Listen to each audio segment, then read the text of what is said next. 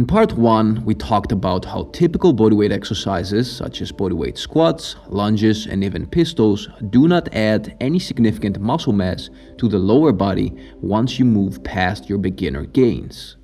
We saw how our lower body's main functional purpose from an athletic standpoint is to allow us to jump higher and sprint faster, concluding why plyometrics and high-intensity running are two of the best approaches to build stronger legs when you're training strictly bodyweight.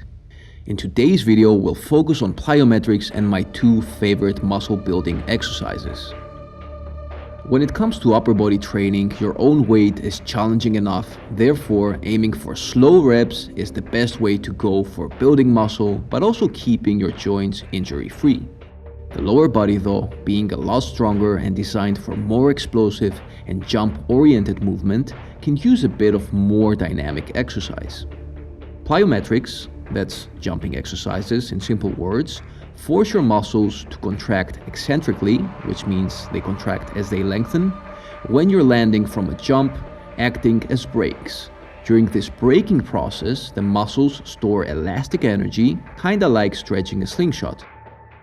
Next, you want to quickly jump up again in order to take advantage of this elastic energy as your muscles now contract concentrically, that is, contracting by shortening. The faster this transition, switching from eccentric to concentric contraction, the less loss of elastic energy and the more power output there is. Training your neuromuscular system to exploit this elastic rebound leads to more explosive movement and greater recruitment of fast twitch muscle fiber, which will stimulate more muscle growth. Plyo-burpees is a personal variation I use to target the lower body when training legs, since regular burpees is more of a cardiovascular than muscle building exercise. There are two things that differ between a plyo burpee and a regular burpee. Number one, although you do get into a push-up starting position, you don't actually do a push-up. Instead, you skip that part and continue the rest of the exercise by jumping forward again. During plyo burpees, all of your effort is focused on that last vertical jump, where you want to go as high as possible instead of just lifting your feet off the ground, as most people do in regular burpees. To do this efficiently, remember that as you're bringing your legs to the front from a push-up starting position into a squatted position, you're loading your muscles with elastic energy that has to be released quickly by jumping explosively upwards. Lastly, instead of raising your arms up during the jump, as done usually in a classic burpee, pull them backwards. I find that this allows you to focus more of your effort on your legs instead of using your arms' momentum, plus it also makes your landing smoother. In summary, place your hands on the floor and kick your feet back into a push-up starting position. From there, bring your legs forward into a squatting position, skipping the push-up part.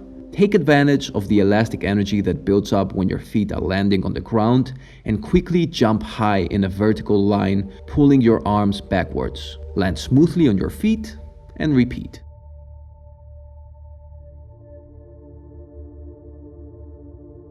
Just like a normal lunge, take a step forward. Start the exercise by pushing off the bottom with both feet, but focusing more on the foot in front.